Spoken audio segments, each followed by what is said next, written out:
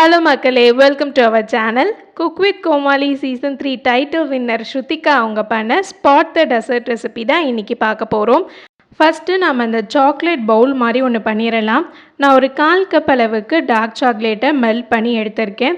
இந்த மாதிரி aluminium box இருக்கும்ல, இதில் தான் நம்ம இன்றைக்கி செட் பண்ண போகிறோம். இதை இந்த மாதிரி திருப்பி போட்டுட்டு மெல்ட் பண்ண சாக்லேட்டை நல்லா கோட் பண்ணிக்கோங்க. ஃப்ரிட்ஜில் ஒரு 20 மினிட்ஸ் அளவுக்கு வச்சு எடுத்திங்கன்னா நல்லா பக்காவாக செட் ஆகிடும். மேலே இருக்க அந்த அலுமினியமை ரிமூவ் பண்ணிவிட்டு திருப்பி ஃப்ரிட்ஜ்லேயே வச்சுருங்க. இது ஃப்ரிட்ஜில் இருக்கிறதுக்குள்ளே நம்ம மற்ற லேயர்ஸ்லாம் ரெடி பண்ணிடலாம். இப்போது ஸ்ட்ராபெரி ஜெல்லி பண்ணிடலாம். உங்கள்கிட்ட ஃப்ரெஷ் ஸ்ட்ராபெரி கிடச்சதுன்னா நீங்கள் அதை பியூரே மாதிரி அரைச்சிட்டு யூஸ் பண்ணிக்கோங்க. இது சீசன் இல்லாததுனால பெருசாக எனக்கு கிடைக்கல, ஸோ அதனால் நான் ஸ்ட்ராபெரி க்ரஷ் தான் யூஸ் பண்ண போகிறேன். அடுத்து ஒரு பவுலில் 1/2 டேபிள் ஸ்பூன் அகர் பவுடர் கூட கொஞ்சம் தண்ணி சேர்த்து மிக்ஸ் பண்ணிவிட்டேன். இப்போ இதை ஒரு பேனில் சேர்த்துக்கோங்க. இது கூடவே 1/2 டேபிள் ஸ்பூன் அளவுக்கு ஸ்ட்ராபெரி க்ரஷ் சேர்த்துக்கிறேன். இந்த க்ரஷில் ஆல்ரெடி சுகர் இருந்ததுனால நான் எக்ஸ்ட்ரா சுகர் சேர்க்கலை. நீங்கள் ஃப்ரெஷ் ஸ்ட்ராபெரிஸ் யூஸ் பண்ணுறீங்கன்னா சுகர் சேர்த்துக்கோங்க.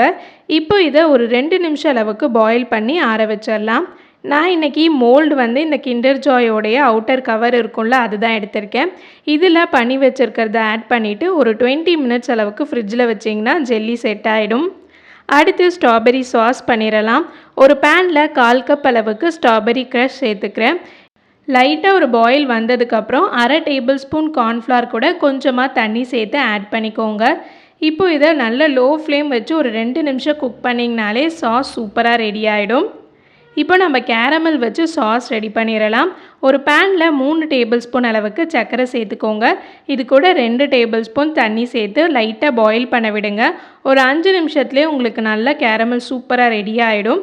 இப்போது இதில் ஒரு 2 டேபிள் ஸ்பூன் அளவுக்கு பட்டரை கொஞ்சம் கொஞ்சமாக சேர்த்து லோ ஃப்ளேம் வச்சு மிக்ஸ் பண்ணிக்கிட்டே இருங்க. நீங்கள் வேணும்னா கொஞ்சமாக ஃப்ரெஷ் க்ரீம் கூட சேர்த்துக்கலாம். அவ்வளோதான், நம்மளோட கேரமல் சாஸும் ரெடி ஆகிடுச்சு. அடுத்து நம்ம ஸ்ட்ராபெரி அண்ட் கேரமல் வச்சு ஐஸ்கிரீம் பண்ணிடலாம். ஒரு பவுலில் 1/4 கப் அளவுக்கு விப்பிங் க்ரீம் சேர்த்துட்டேன். இதில் 2 டேபிள் ஸ்பூன் பவுடர் சுகர் சேர்த்து நல்லா பீட் பண்ணிக்கோங்க. பீட் பண்ணதை நான் 2 பார்ட்டாக பிரிச்சுக்கிட்டேன். ஒரு பாதியில் கேரமல் சாஸ் பண்ணியிருந்தோம்ல, அதிலேருந்து 2 டேபிள் ஸ்பூன் சேர்த்து நல்லா மிக்ஸ் பண்ணிக்கோங்க. இன்னொரு பாதியில் நம்ம ஸ்ட்ராபெரி வச்சு சாஸ் பண்ணியிருந்தோம்ல, அதை சேர்த்து நல்லா மிக்ஸ் பண்ணிடலாம். அவ்வளோதான். இப்போ இது ரெண்டுத்தையுமே ஃப்ரிட்ஜில் ஒரு 2 மணி நேரம் வச்சிங்கன்னா ஐஸ்கிரீம் நல்லா செட் ஆகிடும். அடுத்து ப்ரலைன் சாஸ் பண்ணிடலாம். நான் வந்து ஹேசல்நட்டில் இன்றைக்கி பண்ணுறேன். நீங்கள் வேணும்னா பாதாம் பருப்பில் கூட பண்ணிக்கலாம்.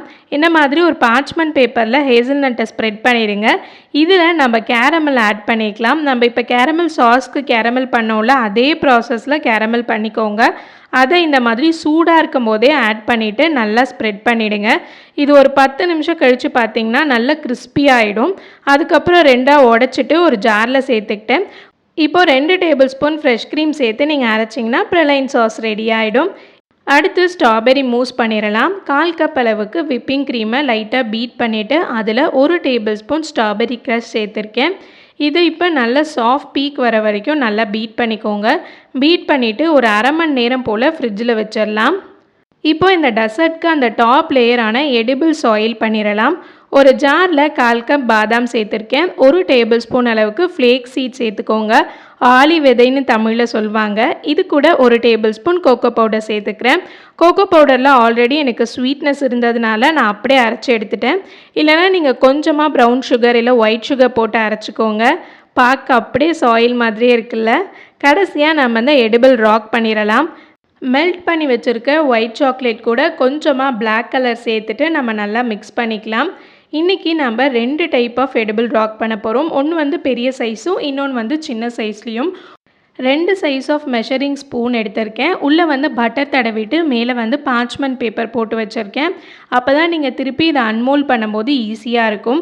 இப்போ நம்ம மெல்ட் பண்ணி வச்சுருக்கோம்ல ஒயிட் சாக்லேட், அதை இதில் நல்லா ஸ்ப்ரெட் பண்ணிவிட்டு ஒரு திக்கான லேயராக கொடுத்துக்கோங்க. அப்புறம் ஃப்ரிட்ஜில் ஒரு 20 மினிட்ஸ் வச்சு எடுத்திங்கன்னா எல்லாம் சூப்பராக செட் ஆகிடும். மேலே இருக்க அந்த பார்ச்மெண்ட் பேப்பரை ரிமூவ் பண்ணிட்டீங்கன்னா உங்களுக்கு பார்க்குறதுக்கு அப்படியே கல் மாதிரி இருக்கும். நீங்கள் மோல்டு யூஸ் பண்ணிங்கன்னா இந்த மாதிரி ரஃப்பான ஷேப் கிடைக்காது. ஸோ இந்த ஸ்பூன்லேயே ட்ரை பண்ணி பாருங்கள். நான் இன்றைக்கி மொத்தமாக 6 பண்ணியிருக்கேன்.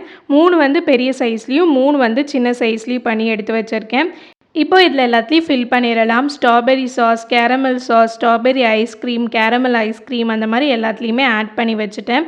இப்போ மேல் லேயரையும் நம்ம கவர் பண்ணணும். ஸோ கொஞ்சமாக ஒயிட் சாக்லேட் மெல்ட் பண்ணதில் பிளாக் கலர் மிக்ஸ் பண்ணிவிட்டு மேலே வந்து கவர் பண்ணிட்டேன்.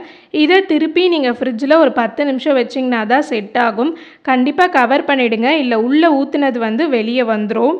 கடைசியாக நம்ம எல்லாத்தையும் செட் பண்ணிடலாம்.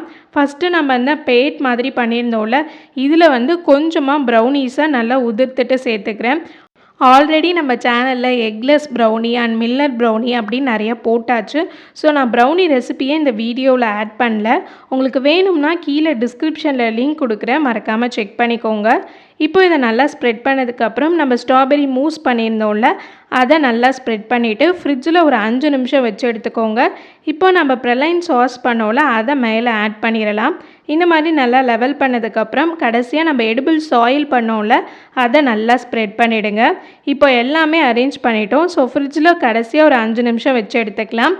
இப்போ மேலே வந்து நம்ம பண்ண அந்த ராக் ஜெல்லி எல்லாத்தையுமே வச்சுட்டேன். ஸோ பார்க்குறதுக்கே செம்மையாக இருக்குல்ல.